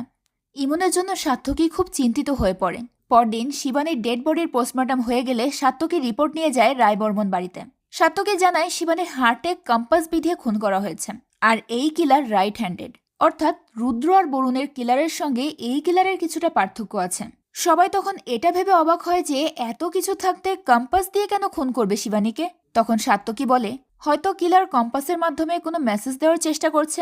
সাত্তকী আরও জানায় যে খুনের পর কিলার শিবানীর রক্ত দিয়ে আয়নায় লিখেছে dash in a beach. Samaresh বলে, কিলার শিবানীকে কেন বীজ বলল? সাত্তকী বলে, আমি কখন বললাম শিবানীকে বীজ বলেছে? কিলার জায়গাটা ফাঁকা রেখেছে, আর সেখানে বসবে কর্মা বা কর্মফল। হয়তো কিলারের উদ্দেশ্য ছিল কর্মা ইজ এ বীজ কথাটা লেখা। শিবানী হয়তো এমন কোনো কর্ম করেছে যার ফল তাকে এভাবে ভোগ করতে হয়েছে। সাত্তকীর কথা শেষ হতেই ইন্দ্রাণী ছুটে এসে দেবীর উপর চিৎকার চেঁচামেচি করে বলে, এভাবে প্রতিশোধ নিচ্ছিস তুই আমাদের ওপর? এরপর কার পালা বল, আমি নাকি সমরেশ? সাত্তকী ইন্দ্রাণীকে থামিয়ে দিয়ে বলে, দেবী আপনাদের উপর কিসের প্রতিশোধ নিচ্ছে এটা তো আপনারা কেউই আমাকে বলছেন না। তবে আমি একটা কথা আপনাদেরকে জানিয়ে দিই, কাল যে সময় শিবানীর মার্ডার হয়েছে ওই সময় দেবীকে হোটেল রিভার সাইডে দেখা গেছে। এই কথা শুনে সবাই অবাক হয়ে যায়। দেবী বলে, আমাকে একটা প্রাইভেট নাম্বার থেকে টেক্সট করে ওই হোটেলের 203 নাম্বার রুমে ডেকেছিল, কিন্তু সেখানে গিয়ে আমি দেখি 203 নাম্বার রুমটা তালা দেওয়া। রিসিপশনে জিজ্ঞেস করলাম কেউ আমার জন্য কোনো মেসেজ রেখে গেছে কিনা, ওরাও তো কিছু বলতে পারলো না। সাত্তকী বলে, কি অদ্ভুত, শিবানীর মার্ডার হয়েছে 204 নাম্বার রুমে, আর আপনাকে ঠিক তার পাশের রুমেই ডেকেছে। রুদ্র যখন বাড়ির ভেতরে খুন হয় আপনি তখন এই বাড়িতেই ছিলেন, যখন বরুণ নিষিদ্ধ পল্লীতে খুন হয় আপনি নিষিদ্ধ পল্লীতে ছিলেন, আর এখন শিবানী হোটেলে খুন হলো আর আপনি হোটেলেও ছিলেন। ব্যাপারটা একটু বেশি কাকতালীয় হয়ে যাচ্ছে না? সব জায়গায় আপনি পৌঁছে যাচ্ছেন কিভাবে? সমরেশ বলে, ওই আসল খুনি, ওকে এক্ষুনি অ্যারেস্ট করুন। তখন সাত্তকী বলে, তাহলে তো আপনাদের সবাইকে অ্যারেস্ট করতে হবে, কারণ শিবানীর যখন খুন হয়েছে তখন ইন্দ্রাণী, তানি আর স্নেহা ছাড়া বাড়ির সব সদস্যই হোটেল রিভার সাইডে ছিল। সবার আসা যাওয়ার সময় 5 থেকে 10 মিনিট আগে পিছে ছিল। এবার একে একে করে সবাই তাদেরকে জানায় যে সবাইকে একটা প্রাইভেট নাম্বার থেকে মেসেজ করা হয়েছিল। সবাইকে বলেছিল খুনের ব্যাপারে জানতে চাইলে হোটেলে যেতে হবে, এবং সবাইকেই 204 নাম্বার রুম অর্থাৎ শিবানীর রুম বাদ দিয়ে আশেপাশের রুমগুলোর নাম্বার দেওয়া হয়েছিল। আর সবাই ঠিক দেবীর মতোই সেখান থেকে ঘুরে এসেছে। শুধু বিজয় বলে তাকে 204 নাম্বার রুমেই ডাকা হয়েছিল। বিজয়কে বলেছিল শিবানী কোথায় আছে সেটা জানতে হলে যেন 204 নাম্বার রুমে চলে আসে। বিজয় সেখানে গিয়ে 204 নাম্বার রুমে ঢুকলে দেখতে পায় শিবানীর রক্তাক্ত নিথর বডি পড়ে আছে। এটা দেখে সে ভয়ে সেখান থেকে পালিয়ে যায়। সাত্তকী জিজ্ঞেস করে, আপনার স্ত্রী হোটেলে মরে পড়ে আছে আর আপনি বাড়ি ফিরে চুপ করেছিলেন, কাউকে কিছু বলেননি কেন? বিজয় বলে, শিবানীর সাথে আমার সম্পর্ক ভালো না, সবাই আমাকেই সন্দেহ করতে পারে, তাই আমি চুপ ছিলাম। এরপর বিজয় আকুতি মিনতি করে বলে, বিশ্বাস করুন আমি শিবানীকে খুন করিনি, আমি খুন করতে পারি না। সাত্তকী বলে, এই বাড়ির সবাই খুন করতে পারে, সবার কাছেই খুনের মোটিভ আছে, কিন্তু আমার কাছে কোনো স্ট্রং এভিডেন্স না থাকায় আমি প্রমাণ করতে পারছি না। তবে আমি আসল খুনিকে ঠিক খুঁজে বের করব। এই কথা বলে সাত্তকী চলেই যাচ্ছিল, তখনই দেবী বলে ওঠে, আমি জানি খুনগুলো কে করেছে। সাত্তকী জানতে চায়, কে সে? দেবী বলে, আমার বেস্ট ফ্রেন্ড মায়া এসব করেছে। আমি ওকে বাধা দেওয়ার অনেক চেষ্টা করেছি, কিন্তু ও আমার কোনো কথাই শুনছে না। মায়া পাগল হয়ে গেছে। আমার গায়ে হলুদের দিন মায়া বলেছিল আমার বিয়ের 24 ঘন্টার মধ্যেই রুদ্র মারা যাবে, আর সত্যি সত্যি সেটাই হলো। নিষিদ্ধ পল্লীতে বরুণ যখন খুন হলো তখন মায়া আমার মতোই একটা ড্রেস পরে সেখানে গিয়েছিল। এরপর দেবী ইন্দ্রাণীকে দেখিয়ে বলে, পরশুরাতে মায়া ওনাকে বালিশ চাপা দিয়ে মারতে চেয়েছিল, আমি চিৎকার করায় আর মারতে পারিনি। আর কাল দুপুরে মায়া আমাকে বলেছিল এই বাড়িতে আরও একটা খুন হবে। সত্যি সত্যি শিবানী খুন হলো। সাত্তকী বলে, ঠিক আছে, আপনি এখন আমার সঙ্গে থানায় চলুন, আমি মায়াকেও সেখানেই ডেকে নিচ্ছি, সামনাসামনি সব কথা হবে। দেবী তখন কোনো কথা না বলে চুপচাপ সাত্তকীর সঙ্গে চলে যায়। সাত্তকী চলে যাওয়ার আগে সমরেশকে বলে, রিমি মট্টর কেসটা কিন্তু আমি প্রায় সলভ করে ফেলেছি, আর একটা মাত্র জট খোলা বাকি, ওটা খুললেই সব ক্লিয়ার হয়ে যাবে। আর ইমনের সাথে যা হয়েছে সেটাও কিন্তু আমি ভুলিনি, ওর শরীর থেকে ঝরে পড়া প্রতিটা রক্তের হিসাব আমি নেব। সাত্তকীর কথা শুনে বোঝা যাচ্ছে যে সে সন্দেহ করছে সমরেশই টিটুকে পাঠিয়েছে ইমনকে খুন করার জন্য। তো এদিকে সাত্তকী যখন দেবীকে থানায় নিয়ে যাচ্ছিল সেই সময় সিনিয়র অফিসার কল করে সাত্তকীকে ইমিডিয়েটলি তার অফিসে ডাকে। সাত্তকী তখন দেবীকে সঙ্গে নিয়ে সিনিয়র অফিসারের অফিসে যায় তার সঙ্গে দেখা করতে। এরপর দেবীকে গাড়িতে বসিয়ে রেখে সে একা অফিসের ভেতরে যায়।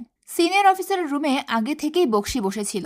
অফিসার সাত্তকীকে কটাক্ষ করে বলে, বক্সিকে তো আগে থেকেই চেনো তাই না? তুমি তো রায়বর্মন বাড়ির কেস নিয়ে কাজ করছো, তাহলে এই কেস বাদ দিয়ে হঠাৎ রিমি মট্টর কেস নিয়ে মাথা ঘামাচ্ছ কেন? কোনো প্রমাণ ছাড়া সমরেশ রায়বর্মনের মতো একটা মানুষকে থ্রেট করা, শাসনও, এটা কি উচিত হচ্ছে তোমার? সাত্তকী হেসে বলে, আচ্ছা, কলকাঠি তাহলে এখানেও নাড়ানো হয়ে গেছে। অফিসার বলে, তুমি নাকি আর একটা জট খুলতে পারলেই এই কেস সলভ করে ফেলবে, তা তোমার সেই জট খুলতে কে হেল্প করবে? ওই রিটায়ার্ড হেডমাস্টার আর মলেস্টার বক্সি? এখানে আমরা জানতে পারি যে বক্সি রিমির মার্ডার কেসের আই উইটনেস হওয়ায় সমরেশ বক্সিকে মিথ্যা মলেস্টেশনের কেসে ফাঁসিয়ে দিয়েছিল। সমরেশ এবং তার লোকেরা মিলে একটা নাটক সাজিয়েছিল যে বক্সি তার এক স্টুডেন্টের শ্লীলতাহানি করেছে। এরপর সমরেশের উকিল বক্সিকে বলে বক্সি যদি কোর্টে রিমির মার্ডার কেসের ব্যাপারে মিথ্যে সাক্ষী দেয় তাহলে উকিল তাকে ওই মলেস্টেশনের কেস থেকে বাঁচাবে। ওইদিন নিজের সম্মান রক্ষা করার জন্য বক্সি বাধ্য হয়ে কোর্টে মিথ্যে সাক্ষী দিয়েছিল, আর বক্সির স্বাক্ষর ভিত্তিতেই সেদিন রুদ্রর বদলে একজন নির্দোষ মানুষের সাজা হয়েছিল। যাই হোক, প্রেজেন্ট টাইমে সাত্তকী সিনিয়র অফিসারকে বলে আপনি যা খুশি তাই বলতে থাকুন, আমি কিছু মনে করব না, মালিকের কথাই কুকুর ঘেউ ঘেউ করবে, এটাই তো স্বাভাবিক। এই কথা বলাতে অফিসার রেগে গিয়ে সাত্তকীর কলার চেপে ধরে। সাত্তকীও চিৎকার করে বলে হাত নামান, এই পোশাক সরকারের দেওয়া, আপনার মালিক সমরেশের দেওয়া নয়, এটায় হাত দেওয়ার অধিকার আপনার নেই, নেক্সট টাইম হাত দেওয়ার চেষ্টা করলে হাত ভেঙে দেব। এই কথা বলে সাত্তকী চলে যায়, আর সাত্তকীর অ্যাটিটিউড দেখে সিনিয়র অফিসার হতবাক হয়ে যায়। এরপর সাত্তকী নিজের গাড়ির কাছে গেলে দেখতে পায় তার টিমের মেম্বাররা গাড়ির বাইরে চা খাচ্ছে। একজন মার্ডার কেসের সাসপেক্টকে একা এভাবে গাড়িতে ছেড়ে দেওয়ার জন্য সাত্তকী ওদের সবাইকে অনেক রাগারাগি করে। এরপর সাত্তকী গাড়ির ভেতরে তাকালে দেখতে পায় দেবী গাড়িতে নেই। সাত্তকীর মাথা তখন একেবারে খারাপ হয়ে যায়, সে তার টিমকে নিয়ে দেবীকে খুঁজতে শুরু করে। এরপর আমরা অজিতকে দেখতে পাই। অজিত হসপিটালে পেশেন্ট দেখছিল। হঠাৎই একজন বোরকা পরা পেশেন্ট অজিতের চেম্বারে ঢুকে পড়ে। অজিত তার প্রবলেমের ব্যাপারে কথা বলছিল, কিন্তু সেই বোরকা পরা পেশেন্ট অদ্ভুতভাবে অজিতের একদম কাছাকাছি চলে যায়। এরপর পেছন থেকে অজিতের হাত বেঁধে ফেলে, আর তারপর অজিতের মুখে প্লাস্টিক পেঁচিয়ে শ্বাস রোধ করে মেরে ফেলে তাকে। এদিকে অল্প কিছুক্ষণ পরেই দেবী নিজেই সাত্তকীর গাড়ির কাছে ফিরে আসে। সাত্তকী দেবীকে জিজ্ঞেস করে এভাবে কিছু না বলে সে কোথায় গিয়েছিল। দেবী বলে সকালে হাতে আঘাত পেয়েছিলাম, সামনে হসপিটাল দেখে একটু ব্যান্ডেজ করে আসার জন্য গিয়েছিলাম। সাত্তকী সামনে তাকিয়ে দেখে দেবী আসলে যে হসপিটালে গিয়েছিল সেটা রায়বর্মনদের হসপিটাল। সাত্তকী আর কথা না বাড়িয়ে দেবীকে নিয়ে থানায় চলে যায়। ওরা থানায় পৌঁছানোর আগেই মায়া আর তার বাবা সেখানে পৌঁছে গেছে। এখানে আমরা দেখতে পাই মায়ার চেহারা একদম অন্যরকম। এতদিন যে মায়াকে দেবীর সঙ্গে ছায়ার মতো দেখেছি আমরা, এটা সেই মায়া নয়। দেবীও মেয়েটাকে দেখে বলে এই মায়া তো নয়, আমি তো আমার বেস্ট ফ্রেন্ড মায়ার কথা বলেছি। তখন মেয়েটা বলে আমাদের ফ্রেন্ড সার্কেলে তো আমি একমাত্র মায়া, আর তো কোনো মায়া নেই। দেবী বলে তুই কেন মিথ্যে কথা বলছিস। দেবী মায়ার বাবা মাকেও বলে তোমাদের মেয়ে মায়া কোথায়। মায়ার বাবা মা বলে এটাই তো আমাদের একমাত্র মেয়ে মায়া। দেবী এবার প্যানিক করতে শুরু করে, সে চিৎকার চেঁচামেচি করে বলে সবাই মিলে মিথ্যে বলছে। সে পাগলের মতো আচরণ করতে শুরু করে। তখন সাত্তকী মায়ের সঙ্গে একা কথা বলার জন্য তাকে সাইডে নিয়ে যায়। মায়া বলে আমার মনে হয় দেবীর কোনো মানসিক সমস্যা আছে। ও পলাশপুরে এসেছিল 6 বছর আগে, তার আগে আমি ওকে চিনতামও না, কিন্তু ও প্রায়ই অদ্ভুত কিছু কথা বলতো মায়া বলেছে, অথচ আমি কখনোই এই ধরনের কোনো কথা বলিনি। সাত্তকী তখন আর বুঝতে বাকি থাকে না যে দেবীর ডিসোসিয়েটিভ আইডেন্টিটি ডিসঅর্ডার আছে। মায়া নামের তার এই ছায়াসঙ্গী শুধুই তার কল্পনা, বাস্তবে তার কোনো অস্তিত্ব নেই। সাত্তকী আবার দেবীর কাছে ফিরে যায়। দেবী তখনও কান্নাকাটি করছিল আর চিৎকার করে বলছিল আমার বেস্ট ফ্রেন্ড মায়া আছে, তোমরা সবাই মিথ্যে বলছো। সাত্তকী দেবীকে শান্ত করার অনেক চেষ্টা করে। এরই মাঝে দেবীর কল্পনার মায়া দেবীর সামনে চলে আসে। দেবী ছাড়া আর কেউই তাকে দেখতে পায় না। দেবী খুশি হয়ে বলে তুই চলে এসেছিস মায়া, দেখ এরা সবাই বলছে তুই নাকি নেই। মায়া দেবীর সামনে বসে বলে তোকে না আমি বারণ করলাম পুলিশের কাছে আসতে, তবুও তুই কেন আমার কথা পুলিশকে বলে দিলি। দেবী বলে আমি কি করব বল, তুই তো আমার কোনো কথা শুনছিলি না, তাই তোকে আটকানোর জন্য পুলিশকে বলে দিতে হয়েছে। মায়া তখন বলে আমি যা করেছি তোর ভালোর জন্যই করেছি। এখানে উপস্থিত সবাই খেয়াল করে দেবী নিজেই দুটো ক্যারেক্টার প্লে করছে। একবার সে স্বাভাবিকভাবে দেবীর মতো কথা বলছে, আর আরেকবার কণ্ঠ ভারী করে বডি ল্যাঙ্গুয়েজ আর অ্যাটিটিউডের চেঞ্জ এনে মায়া সেজে কথা বলছে। দেবীর এমন আচরণ দেখে সবাই অবাক হয়ে যায়। এখানে দেবী মায়াকে জিজ্ঞেস করে সবাইকে খুন করে আমাদের কোন ভালোটা করছিস তুই। মায়া বলে এই সব কিছুই আমি করেছি তোর হয়ে প্রতিশোধ নেওয়ার জন্য। তুই তো সব ভুলে গেছিস, কিন্তু তোর হয়ে আমাকে সব মনে রাখতে হয়েছে। তোর বাবা মা দিদি সবার হয়ে আমি প্রতিশোধ নেব। রায়বর্মন বাড়ির কাউকে আমি ছাড় দেব না। দেবী বলে তুই তো এখন থানায় আছিস, সাত্তকী এখনই তোকে অ্যারেস্ট করবে, তুই আর কাউকে খুন করতে পারবি না। মায়া তখন হেসে বলে অলরেডি আর একটা খুন হয়ে গেছে দেবী, তোর দেবর অজিত হসপিটালে মরে পড়ে আছে। দেবী ভয় পেয়ে বলে তুই মিথ্যে বলছিস। মায়া হেসে বলে তুই তো জানিস আমি কখনো মিথ্যে বলি না, আমি যা বলি সেটাই সত্যি হয়। রায়বর্মন বাড়ির কেউ বাঁচবে না, সবাই মারা যাবে। এই কথা বলে দেবীর কল্পনার মায়া চলে যায়। দেবী চিৎকার করে বলে মায়াকে থামান, ও চলে যাচ্ছে, অ্যারেস্ট করুন ওকে। সাত্তকী তখন আর সময় নষ্ট না করে দ্রুত একটা টিম হসপিটালে পাঠিয়ে দেয় এটা দেখার জন্য যে অজিত সত্যি সত্যি খুন হয়েছে কিনা। ওদিকে হসপিটালে অজিতের চেম্বারের সামনে পেশেন্টদের লম্বা সিরিয়াল অপেক্ষা করছিল। অজিত কোনো পেশেন্ট অ্যাটেন্ড করছিল না বলে রায় তার সঙ্গে কথা বলতে যায়। চেম্বারে ঢুকেই সে দেখতে পায় অজিত খুন হয়েছে। রায় চিৎকার করে ওঠে। এদিকে একে একে নিজের 4 সন্তানকে হারিয়ে শোকে পাগল প্রায় হয়ে গেছে ইন্দ্রাণী। এমন পরিস্থিতিতে সে কিছু ইম্পর্টেন্ট কথা বলার জন্য সাত্তকীকে বাড়িতে ডেকে নেয়। ইন্দ্রাণী তার মেয়েদের ছোটবেলার ছবি সাত্তকীকে দেখায়। ইন্দ্রাণী ইমোশনাল হয়ে বলে, কত বছর ধরে আমি ওদের জন্যই বেঁচে আছি, অথচ ওরা সবাই আমাকে ছেড়ে চলে গেল। কেউ একজন তো থেকে যেতে পারত। এরপর ইন্দ্রাণী নিজেকে সামলে নিয়ে বলে, দেবীকে অ্যারেস্ট করেছেন আপনি? সাত্তকী বলে, দেবীর ট্রিটমেন্ট করাতে হবে আগে। ওর ডিসোসিয়েটিভ আইডেন্টিটি ডিসঅর্ডার আছে। মায়া ওর কল্পনার চরিত্র। সম্ভবত খুনগুলো সব দেবীই করেছে, কিন্তু সে ভাবছে খুনগুলো মায়া করেছে। ইন্দ্রাণী তখন বলে ওঠে, কিন্তু আসল খুনি তো অন্য কেউ। শুধু আমার ছেলে মেয়ে না, আরো অসংখ্য মানুষ খুন হয়েছে। দেবীর বাবা, মা, দিদি, আরো কত মানুষকে যে সে মেরেছে। তবে ওই খুনির কি কোনো বিচার হবে না? সাত্তকী জিজ্ঞেস করে, কে সেই খুনি? ইন্দ্রাণী জবাব না দিয়ে বলে, আমার ছেলে মেয়ের মৃত্যু হয়েছে আরো 6 বছর আগে। ওরা তো শুধু ওদের নোংরা পচা গলা আত্মাটা দেহের মধ্যে নিয়ে ঘুরে বেড়াচ্ছিল, আর এখন ওদের সেই দেহটাকে দাহ করা হচ্ছে। এরপর ইন্দ্রাণী সাত্তকীকে 6 বছর আগের ঘটনা বলতে শুরু করে। ওই দিন উমার প্রেগনেন্সির ব্যাপারে জানার পর রুদ্র উমাকে মেরে অনেক আহত করে। উমার অবস্থা এতটাই খারাপ হয়ে গিয়েছিল যে তাকে হসপিটালে অ্যাডমিট করাতে হয়। মেয়ের এমন খারাপ অবস্থা দেখে দেবীর মা বন্দনা ডিপ্রেশনে চলে যায়। দেবীও অনেক বেশি ভয় পেয়ে গিয়েছিল। সে তার মাকে বলে, মা চলো আমরা এখান থেকে পালিয়ে যাই, এখানে থাকলে ওরা আমাদেরকে বাঁচতে দেবে না। ওই সময় স্নেহা এসে জানায় যে হসপিটাল থেকে খবর এসেছে উমার শরীরের অবস্থা আরো বেশি খারাপ হয়ে পড়েছে, সে হয়তো বাঁচবে না। এই কথা শুনে দেবী অনেক রেগে গিয়ে রুদ্রর কাছে ছুটে যায়।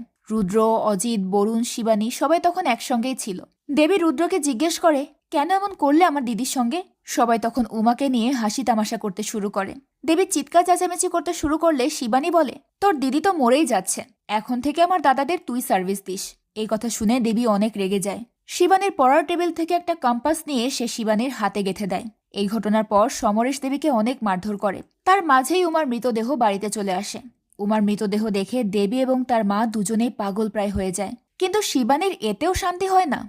সে দেবীকে হুমকি দিয়ে বলে যে তার হাতে কম্পাস গেঁথে দেওয়ার ফল দেবীকে আরো কঠিনভাবে ভোগ করতে হবে। এরপর দেবীর সঙ্গে একটা ভয়ানক ঘটনা ঘটে। কি ঘটনা সেটা ইন্দ্রাণী উল্লেখ করে না, কিন্তু দেবীর সাথে ওই ভয়ানক ঘটনা ঘটার পর দেবীর মা নিজের গায়ে আগুন ধরিয়ে সুইসাইড করে। সাত্তকী তখন বারবার ইন্দ্রাণীকে জিজ্ঞেস করে কি হয়েছিল সেদিন দেবীর সঙ্গে, কিন্তু ইন্দ্রাণী বলতে ইতস্তত বোধ করে। তখন সাত্তকী বলে, ঠিক আছে, আপনাকে বলতে হবে না, আমি অন্য কারো থেকে জেনে নেব। এরপর সাত্তকী বলে, রুদ্রর বুকে চুলের কাঁটা ঢোকানো হয়েছে বাম হাতে, বরুণের গলাও কাটা হয়েছে বাম হাতে, আবার শিবানীর বুকে কম্পাস ঢোকানো হয়েছে ডান হাতে। আমি জানি দেবী সব্যসাচী, ওর 2 হাত সমানভাবে কাজ করে, তাই দেবী যদি সত্যি এই খুনগুলো করে থাকে তাহলে আমি দেবীর ব্যবস্থা নেব। কিন্তু দেবী ছাড়া কি এমন কেউ আছে যে এই খুনগুলো করতে পারে? তখন ইন্দ্রাণী জানায় সমরেশ সব্যসাচী, ওরও 2 হাত সমানভাবে কাজ করে। তবে সমরেশ নিজেই নিজের ছেলে মেয়েদেরকে খুন করেছে কিনা সেটা আমি জানি না। এরপর আমরা হসপিটালে ইমনকে দেখতে পাই। ইমনের অবস্থা আশঙ্কাজনক। এর মাঝেও টিটু পুলিশের চোখ ফাঁকি দিয়ে ইমনকে হত্যা করার জন্য হসপিটালে ঢুকে পড়ে। সে একটা কম্পাস ইমনের বুকে গেঁথে দিতে যায়, আর ঠিক তখনই সাত্তকী সেখানে চলে আসে। সে টিটুকে হাতে নাতে ধরে ফেলে। এখানে আমরা জানতে পারি যে হাতে ত্রিশূল আঁকা ওই ব্যক্তিটা আসলে টিটুই ছিল। এরপর সাত্তকী টিটুকে রিমান্ডে নিয়ে প্রচুর মারধর করে। সাত্তকী জানতে চায় কার কথায় সে এসব খুন করেছে। অনবরত মার খাওয়ার পরেও টিটু সমরেশের নামটা মুখে আনে না, উল্টো কনফিডেন্সের সঙ্গে বলে, কাল সকাল হতে হতেই আমার জামিন হয়ে যাবে। সাত্তকী তখন টিটুর কথায় পাত্তা না দিয়ে মারের ডোজ আরো বাড়িয়ে দিতে বলে। এরপর সে দেবীর সঙ্গে কথা বলতে যায়, কিন্তু দেবী তখন মায়ার ক্যারেক্টারে ছিল। তাই সাত্তকী মায়ের কাছে জানতে চায় খুনগুলো সত্যি সে করেছে কিনা। মায়া বলে, খুনগুলো আমি করতে চেয়েছিলাম, কিন্তু ওই ন্যাকা দেবী আমাকে খুনগুলো করতে দেয়নি, বারবার আটকে দিয়েছে। এরপর মায়া বলে, রায়বর্মন বাড়িতে কিন্তু আবারও একটা খুন হবে, আপনি এবারও আটকাতে পারবেন না। এই কথা বলে মায়া অর্থাৎ দেবী অট্ট হাসি হাসতে শুরু করে। তবে সাত্তকী কোনো কথা বলে না। পরদিন সকালে সাত্তকী সমরেশের সঙ্গে দেখা করতে যায়। সে সমরেশকে বলে, আপনার পোষা কুকুর টিটু কিন্তু কাল ধরা পড়েছে। রিমান্ডে নেওয়ার পর মুখও খুলে দিয়েছে। সমস্ত খুনের দায় স্বীকার করে নিয়েছে সে। তখন সমরেশ বলে, তো আমার কাছে কেন এসেছেন? সাত্তকী বলে, আমি সব জট খুলে ফেলেছি। চিরাগকে আপনি খুন করিয়েছেন কারণ চিরাগের মাধ্যমে আপনার পরিবারের গোপন তথ্য ফাঁস হওয়ার ভয় ছিল। পিন্টুকেও আপনি খুন করিয়েছেন কারণ পিন্টু আপনাকে রিমির কেস নিয়ে ব্ল্যাকমেল করার চেষ্টা করছিল। আর রিমিকে খুন করেছেন নিজের জন্য।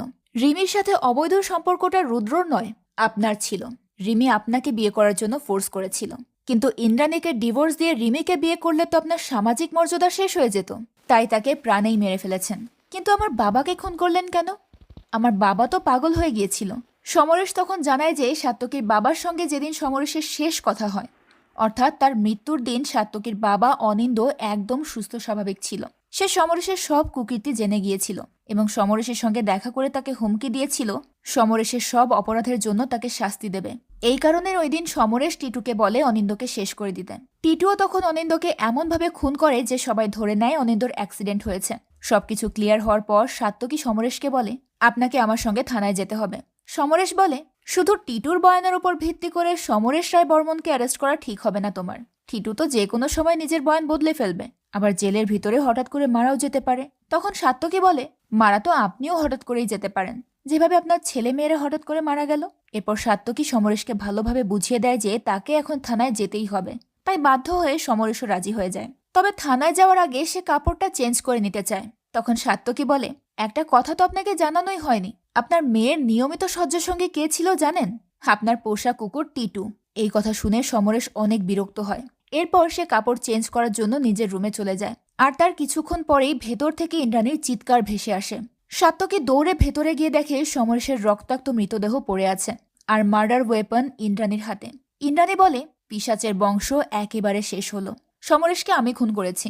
এখন যেহেতু খুনি নিজেই স্বীকার করেছে আর প্রমাণও সামনে, তাই ইন্দ্রাণীকে অ্যারেস্ট করা হয়। কিন্তু রায়বর্মন বাড়ির বাকি 4 জনের আসল খুনি যে কে সেটা কিন্তু এখনো প্রমাণ হয়নি। তাই আসল খুনিকে ধরার জন্য সাত্তকী নিজের মতো করে ইনভেস্টিগেশন চালিয়ে যায়। সাত্তকীর মনে পড়ে নিষিদ্ধ পল্লীর মেয়েটা বলেছিল বোরকা পরা খুনি যখন বরুণকে খুন করে পালিয়ে যাচ্ছিল তখন তার হাত থেকে নিচে কিছু একটা পড়ে গিয়েছিল।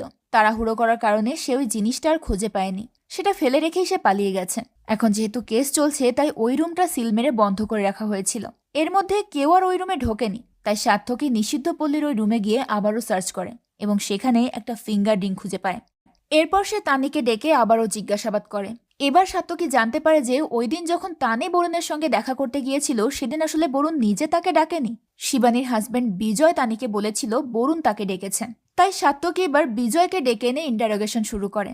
বিজয় বোকা বোকা ভাব নিয়ে জিজ্ঞেস করে, আমাকে এখানে কেন ডেকেছেন? সাত্তকী কোনো জবাব না দিয়ে একসাথে দুটো জিনিস বিজয়ের দিকে ছুড়ে দেয়। বিজয় একসাথে দুটোই ক্যাচ করে। সাত্তকীর সন্দেহ এবার পুরোপুরি ক্লিয়ার হয়ে যায়। শুধু সমরেশ আর দেবী নয়, এই ভোলা ভালা বিজয় সব্যসাচী, সেও একসাথে দুটো হাতে সমান তালে কাজ করতে পারে।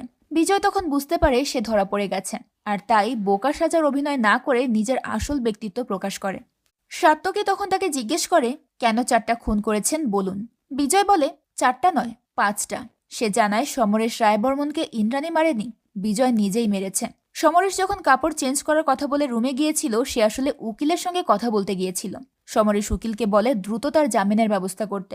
সে এক মুহূর্ত জেলের ভেতরে গিয়ে থাকতে চায় না। তখনই পেছন থেকে বিজয় এসে বলে, আপনাকে জেলে থাকতেও হবে না, আপনি আমাকে চিনতে পারেননি? আমার আসল নাম অখিলেশ, আমি অনিমেষের ছোট ভাই।